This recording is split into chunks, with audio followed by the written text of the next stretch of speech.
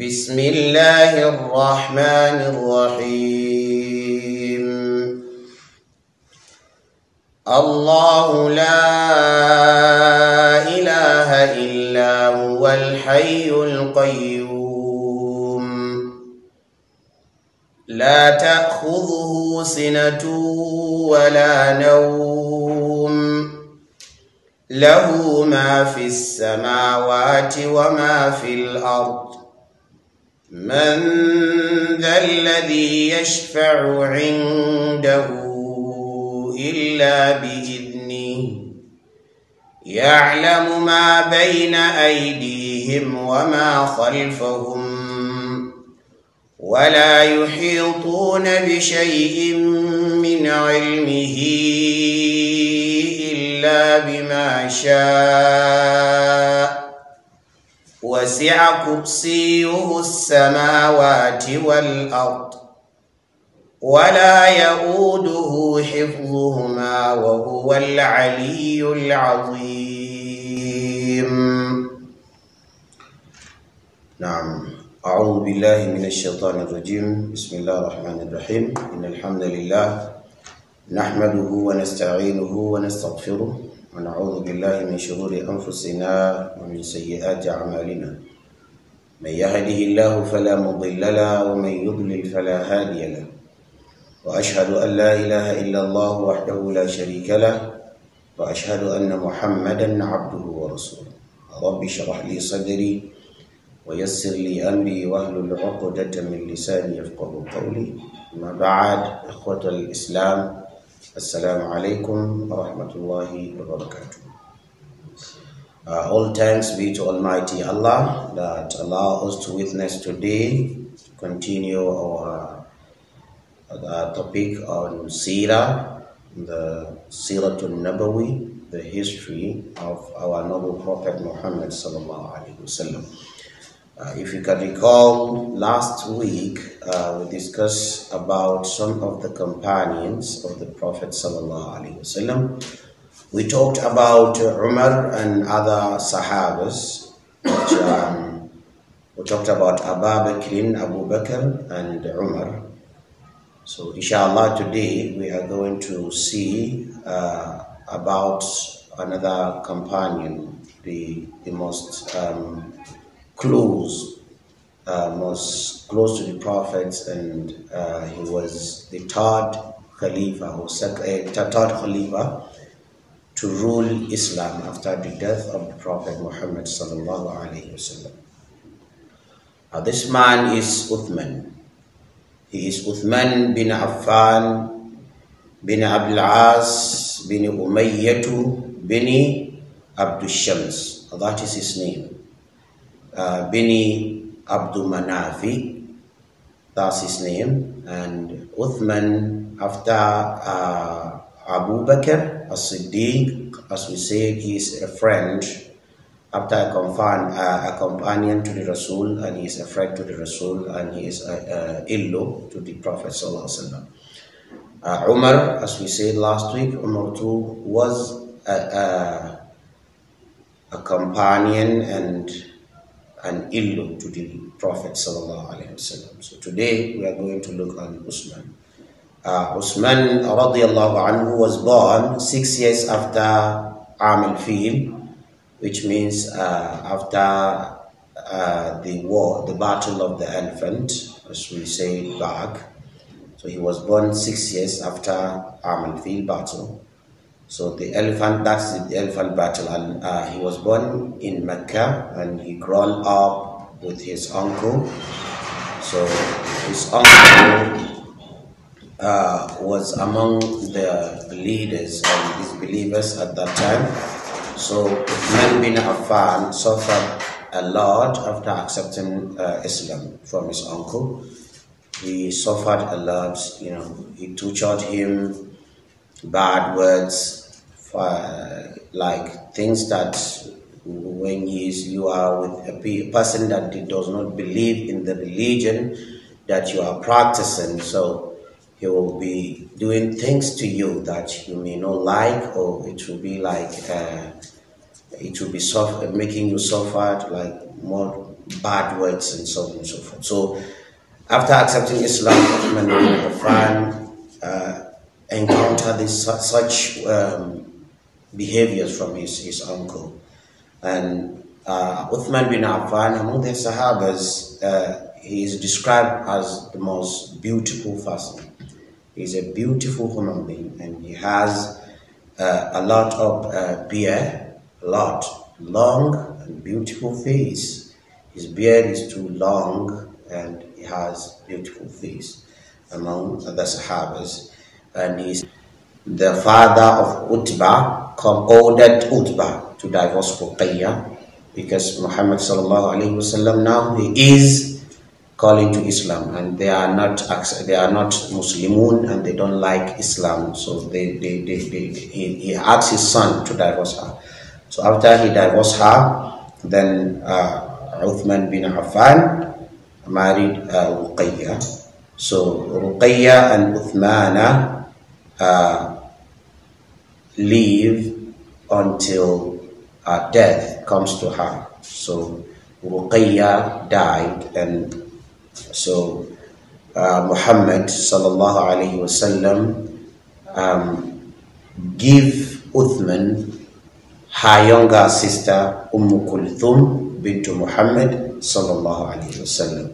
So he is the only Sahaba, the only companion of the Rasul sallallahu alaihi wasallam that marries his two daughters.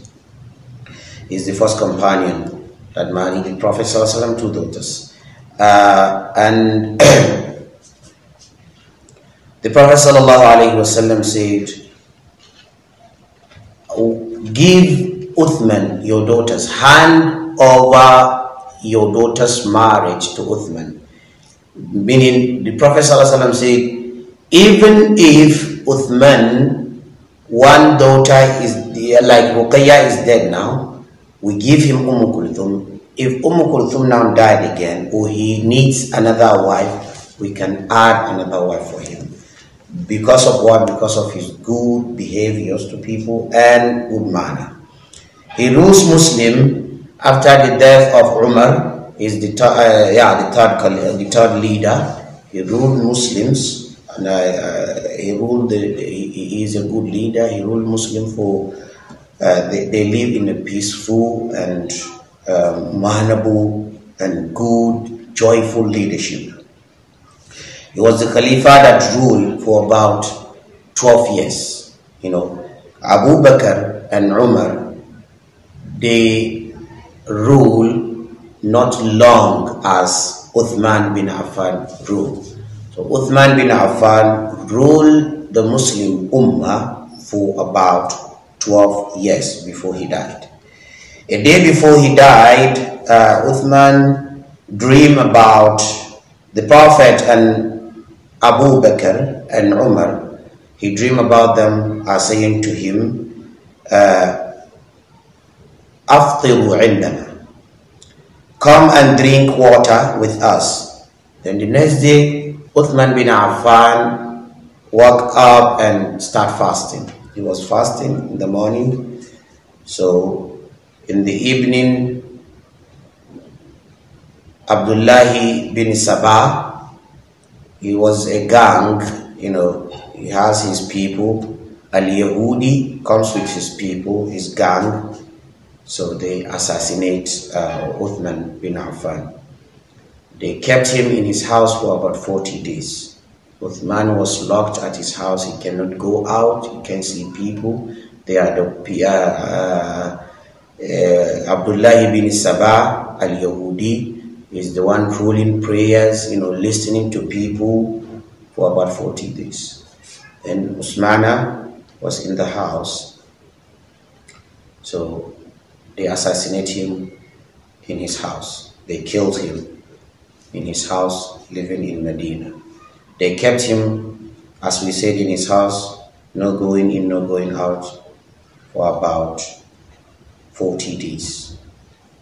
So Uthman bin Affan, he was present in most of the battle that the Prophet ﷺ do at his time. And when they come to kill him, he was reciting the Holy Quran, Surah Al-Baqarah, the first chapter, the second chapter in the Quran. If you start counting from up to Al-Baqarah, they stab him with a knife in his stomach, and when they remove the knife, so his blood drawn up on a verse that Allah said, فَسَيَكْفِيكَهُمُ اللَّهُ وَهُوَ السَّمِيعُ الْعَلِيمُ. So there is a lesson a lot in his life. He is a shy person and he is a good leader. He interacts with people with a good manner. Uthman bin Affan, it is in his time the Quran was gathered as a book that we can read now. He called unto the Hafizun, those that memorize the Quran from the beginning to the end, collect this verse from this one, this ayah, this verse. At his time, he compiled the Quran, become one book. And at the end, that was a hadith of the Prophet ﷺ. Nana Aisha, a wife to the Rasul ﷺ, said, one day the Prophet was sitting, so like his shirt was not covered, so his leg is out. Her father, Abu Bakr, asked permission. Assalamu alaikum wa rahmatullah. Then Aisha said, wa alaikum assalam, Ya Rasulullah, it's my father, Abu Bakr. Can I tell him to come in? He said, yes, you can tell him to come in. Then after him, Abu Bakr, then Umar said, Salamu alaikum. The Prophet said to Aisha, allow him to come in. Then the third person to say salam is Uthman. Assalamu alaikum wa rahmatullah. Wa alaikum assalam. Who is he? Then she says to the Prophet, it is Uthman. Rasul then sit down, covered his leg and say, okay, ask him to come in. When he comes in, then after they discussed and left the house, Nana Aisha asked the Prophet ﷺ, my father asked your permission to come in. You are sitting and your leg is out, but you didn't even do anything. Umar the same, but when Uthman come, you covered your body. Why? He said, can I not be shy to a person that Allah and his angels are feeling shy on him? He's a very, very shy person. And the last hadith that I'm going to read today is, that was a day the Prophet ﷺ with his companions, Umar and Abu Bakr and the Prophet ﷺ and Uthman were on the cave of Uhud. So the Uhud now shake. Then the Prophet ﷺ said, Ya Uhud, stop shaking. On top of you are 4 people. The Rasul ﷺ is on top of you, and Abu Bakr as-Siddiq. As-Siddiq means a person that is good in truth. He always say the truth. Then he said, and there will be 2 people that will die in Shahada. You know, Shahada means like if you are on a battle, someone kill you, that is death of Shahada. Or you are praying, someone to come and stab you, someone to kill you without doing anything to him. So this is Shahada. So this is who Uthman is. He is the most, he is called by his name after Uthman bin Affan. He is called by Dhun Nurayn, meaning he married Ruqayya and Kulthum. Marrying the Prophet ﷺ's daughters is a light in your life. So he has 2 lights. That is the meaning of Dhun Nurayn. The 2 lights. He has this as his nickname.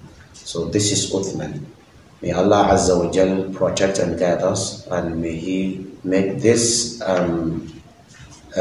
history of our Prophet and his companions be beneficial to us. We can take lesson on them. And at the end, I want to apologize. At my first class, there was a day I said that Muhammad sallallahu alaihi wasallam, he was the founder of Islam, which is wrong. I'm wrong on that. Muhammad sallallahu alaihi wasallam was not the founder of Islam. In the deen in the life Islam, and Islam is the religion of Allah. Allah Azza wa Jalla, our creator, is the one who found Islam and bring the Prophet sallallahu alaihi wasallam to us.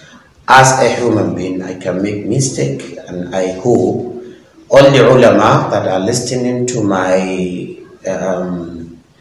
Sirha or my presentation in this Mikiya TV, if any mistake happens, please call the attention of the authority, more especially Dr. Musa. They can call my attention, and inshallah we can correct it inshallah. هذا ما عندي وبالله التوفيق. سبحانك اللهم ربنا بحمدك أشهد أن لا إله إلا أنت أستغفرك وأتوب إليك. السلام عليكم ورحمة الله.